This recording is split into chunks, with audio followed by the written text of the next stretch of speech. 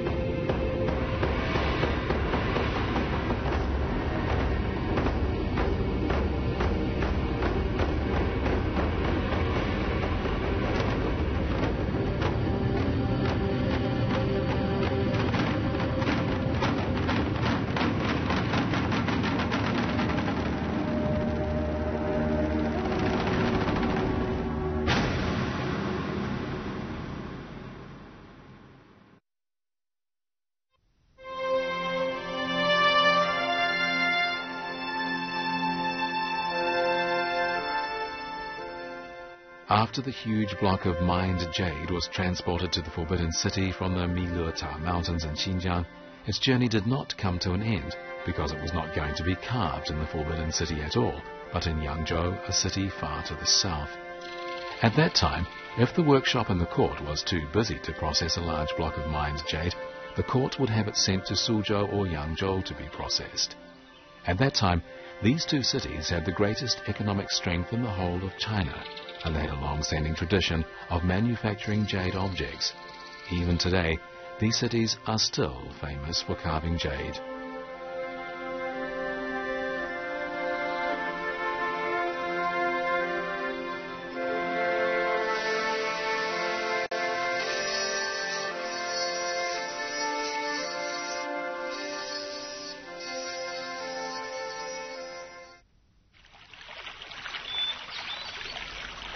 It took 3 months to ship the huge block of jade by boat to Yangzhou, and Emperor Qianlong wrote a small message regarding this jade.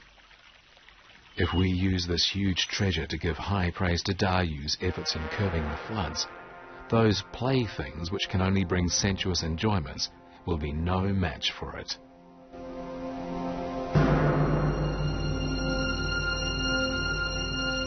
This huge jade artwork, entitled Da Yu Curbing the Floods, was modelled after a famous painting in the Song dynasty, and carving it in Yangzhou took 6 years. The finished object was transported to Beijing in the 52nd year of the reign of Emperor Qianlong, and ever since it has remained in the Hall of Happiness and Longevity in the Forbidden City. Measured from above its bronze base, it is 224 centimetres tall and 94 centimetres wide. It weighs about 5,300 kilograms. It features steep mountains, waterfalls, streams, pines and caves. Many labourers can be seen on cliffs and precipices in their efforts to divert the floods through the mountains. This most valuable treasure was first transported from Hetian to Beijing, was then shipped on to Yangzhou, and after that from Yangzhou back to Beijing in a process that took 10 years. Thousands of people were involved in transporting and processing the jade at great cost.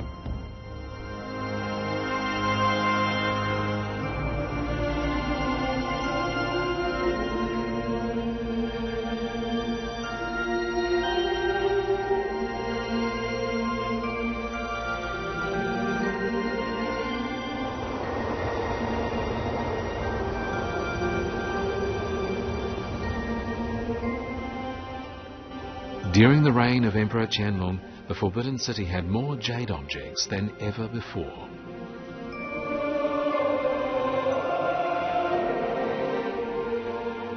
Most of the jade carvings in this period were big and heavy, and they were regular and symmetrical in shape. At this time, China developed a unique imperial style of jade objects, and its jade carving techniques reached a new pinnacle.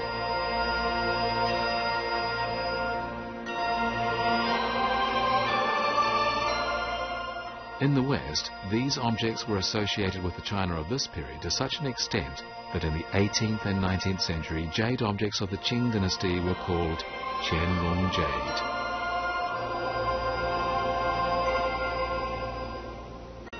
Emperor Qianlong was clearly fond of jade objects, as is evidenced by the fact that the 30,000 jade objects in the imperial palace were mostly collected by him.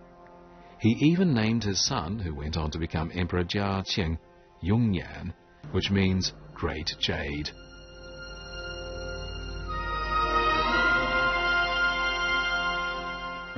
In Chinese, Yan means beautiful jade, but Yongyan had 16 brothers, and all of them were also named after jade. Emperor Qianlong was known to be crazy about jade.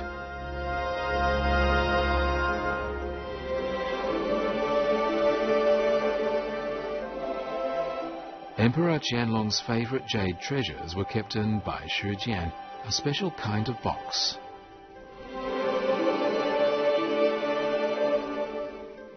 A Bai Shi Jian box has 9 layers, and each layer has a number of drawers. Each jade article in the drawer has its own special sub-box in exactly the same shape as the jade article which it holds.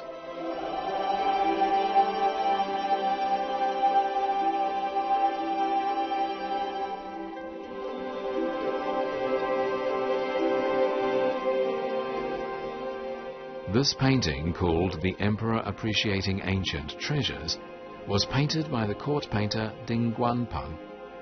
The treasures the emperor is appreciating are, of course, ones made of jade.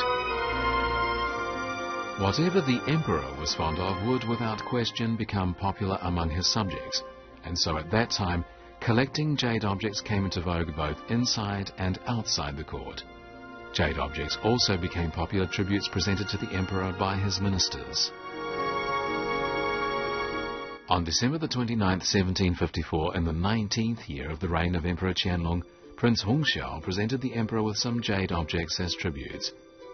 But some 37 years later, on April the 29th, 1791, the 56th year of the reign of Emperor Qianlong, the emperor was still being presented with jade objects as tributes, in this case jade boxes, dishes and animals from the majestic prince from Heshuo.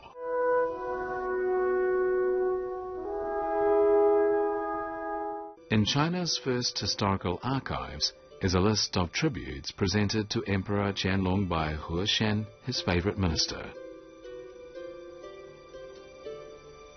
The list includes jade figures of Buddha, and this is He Shen's signature.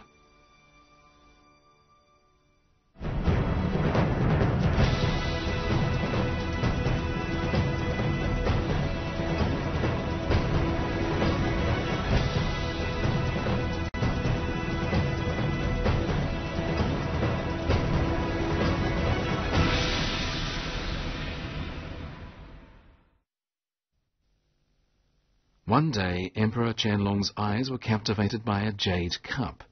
The cup looked like a jade object of the Han dynasty, but it didn't feel like one to him. Emperor Qianlong became suspicious and summoned Yao Zongren, a jade artisan, to take a look.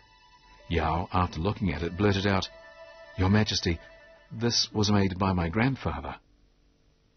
Emperor Qianlong recorded this event in a note entitled The Story of the Imperial Jade Cup, although in the meantime, the emperor also ordered that Yao Zongren pay fines to be based on the time it took to make the fake jade cup. If it took a month, he would pay a fine equivalent to 1 month's wages. If it took 2 months, he would pay a fine equivalent to 2 months' wages.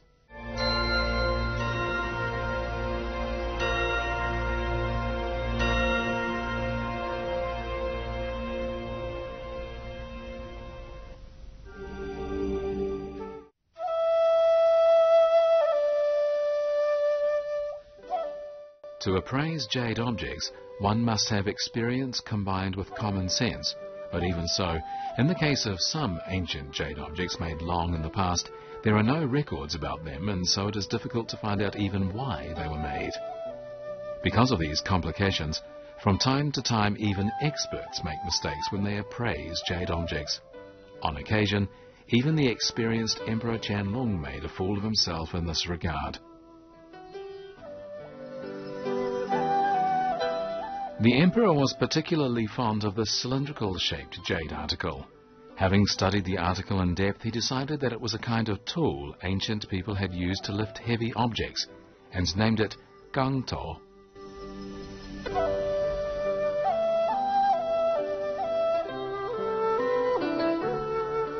Emperor Qianlong wrote a poem to express his understanding of these jade objects, and later some of these cylindrical jade objects were put on desks as brush pots, while others had bronze containers added inside and lids on top for him to toy with.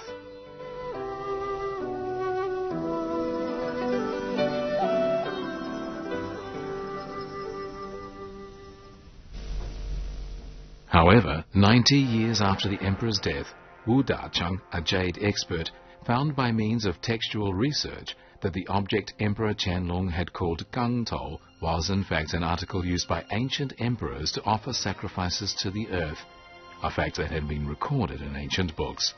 It was called the jade tung. The jade objects collected in the Palace Museum consist of those made before and during the Yuan dynasty, during the Ming dynasty, and during the Qing dynasty. The jade objects made in and before the Yuan dynasty include fine artworks produced between the Neolithic period and the Yuan dynasty. The oldest collections in the Palace Museum are of jade objects.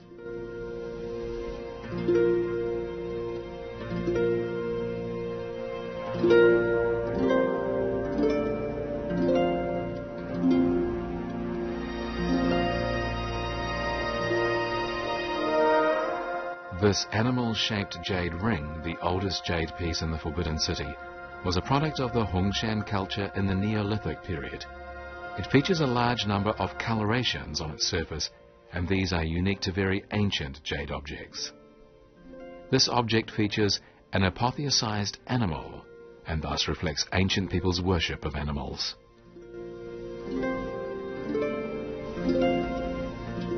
This jade piece was made during the Warring States period, and according to the ritual of Zhou, in ancient times, it was used to offer sacrifices to heaven.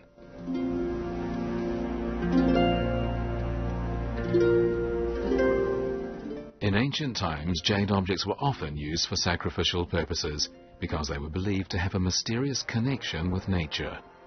Therefore, when it came to manufacturing jade objects, great attention needed to be paid to the natural conditions of the mined jade. The ideal method for processing mined jade involved not damaging it and making the best use of its natural features.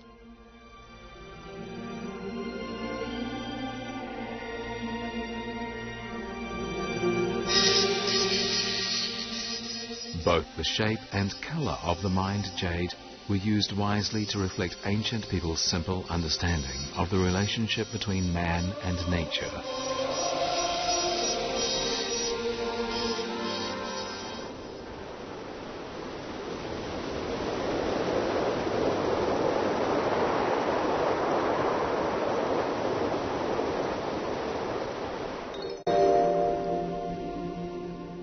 This jade piece in the shape of a slab of meat and this jade cabbage were very skillfully made. The green portion of the block of mined jade utilizes the color and texture of the jade to present us with cabbage leaves and insects.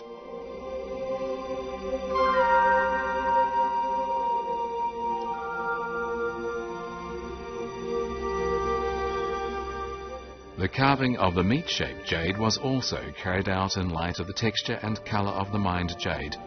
It looks like a piece of pork braised in brown sauce. Both of these articles are collected in the Palace Museum in Taipei. A bowl base was made from the central part of this piece of jade, while the remaining part was turned by an artisan in Suzhou into a jade object called white jade featuring maids. This is a presentation of a garden scene in Suzhou in which we can see thick banana tree foliage and an exquisite rockery. The concave centre of the mined jade was carved into two crescent-like doors, with a young girl behind each one, peeping at the other.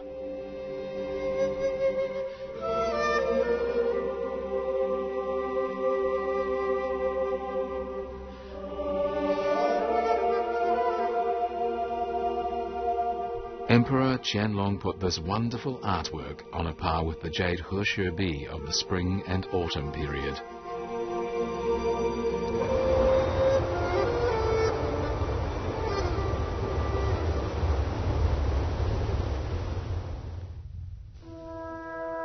No matter whether they are imperial seals or adornments, these wonderful jade objects have been passed from generation to generation, but it does seem a pity that we do not know who made them.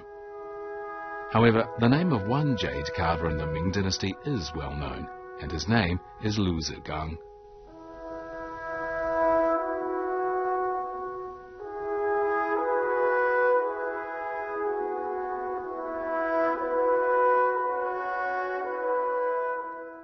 值得提的就是他的所有大小作品都有他的子纲落款儿，这就牵扯到了民间传流着很多他的轶事。皇帝有一次突发奇想，把他招到宫里来，子纲不许你落款儿，你给我做一个东西。结果陆子纲回去以后想来想去，听说是做了一匹马，果然没款儿。据说当时皇帝身边的大臣也在反复看这个东西，真没有款儿。皇帝想还是听我的旨意了。结果他的宰相有一次在仔细看的时候，发现马耳朵里头刻着子纲制3个字，又不敢告诉皇帝。那人家怎么办呢？就时间一长，皇帝把玩啊，结果也发现了。发现以后呢，皇帝倒是高兴，笑了，并没有这个惩罚陆子纲。Because Lu Zigang had superb skills, from the early years of the Qing dynasty, many artisans began to copy his works and branded their own jade objects with Zigang. 这个子纲牌子，前人没有，那就说是陆子纲创出来的这个形制。它是一个长方形，它的长方形是很讲究的，按现在来讲应该是按黄金分割比例来的，很漂亮。它的那个边啊、框子啊，里边做的活、起出来的活，还有地子的均匀平整，这是后人很难达到的。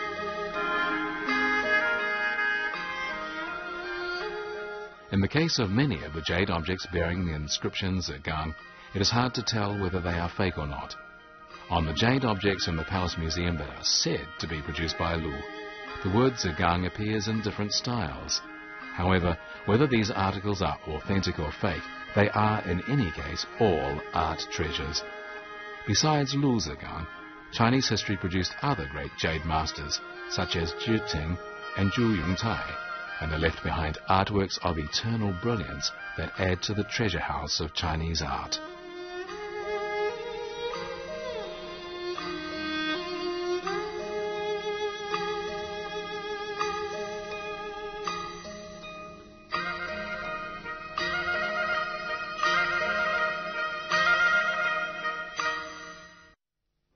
After Emperor Qianlong died, the national strength of the Qing dynasty declined rapidly, and with that decline, the demand for jade objects also decreased considerably. This piece of jasperware was made during the reign of Emperor Jia Qing by imitating ancient jadeware.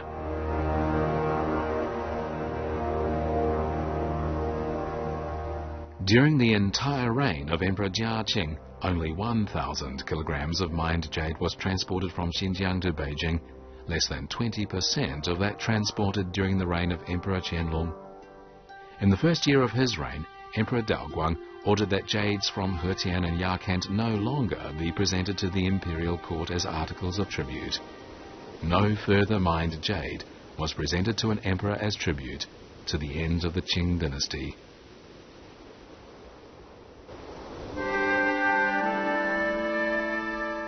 In the late Qing dynasty, however, the collection of jade objects in the Forbidden City increased because Empress Dowager Cixi favoured jade objects. This is the Palace of Eternal Spring, where Cixi lived.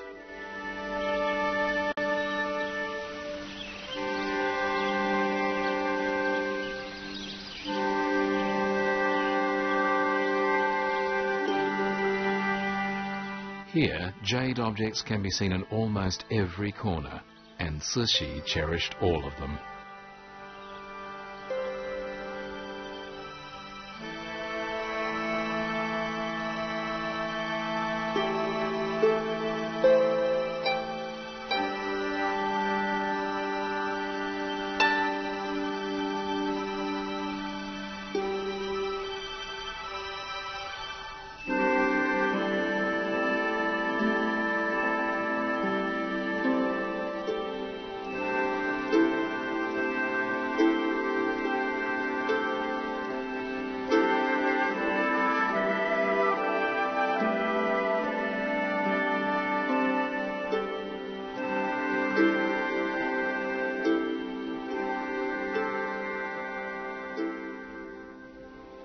Not even domestic trouble or foreign invasion could prevent Cixi from pursuing an extravagant lifestyle. And in order to cater to her pleasure, high-ranking nobles and court ministers searched far and wide for rare treasures. Cixi had so many jade ornaments and articles that she needed 3,000 sandalwood boxes to store them. In her everyday life, she simply could not do without jade.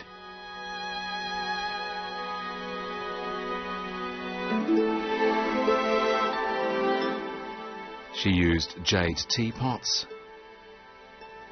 jade teacups, jade chopsticks,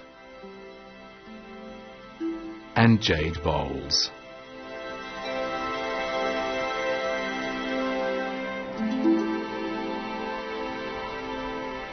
In 1900, when the Boxer Uprising was in full swing and Cixi had to flee Beijing, she still found the time to take some of her jade objects with her.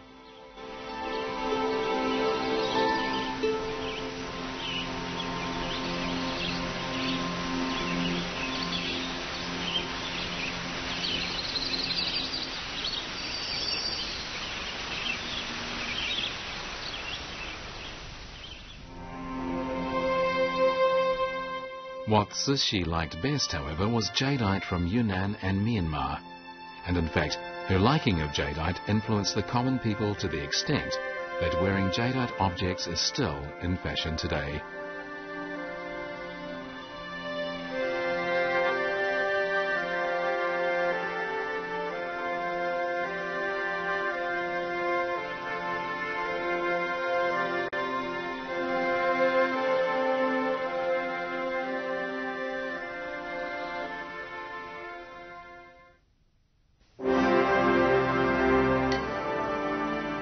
Today, the Palace of Peace and Longevity, where Empress Dowager Cixi lived, houses the Palace Museum's Treasure Exhibition Centre.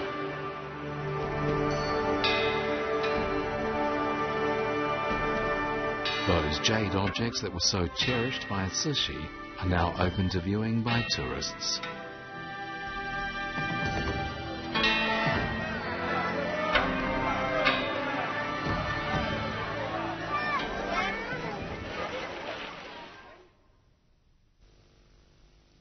At present, there are more than 30,000 jade objects in the Palace Museum, and they have been witness to sudden, momentous changes in the world from time immemorial. They are perhaps like fairies living in this palace, old but still shining. They represent a kind of cultural accumulation and the profundity of Chinese civilization. As such, they await opportunities to be listened to now and in the future.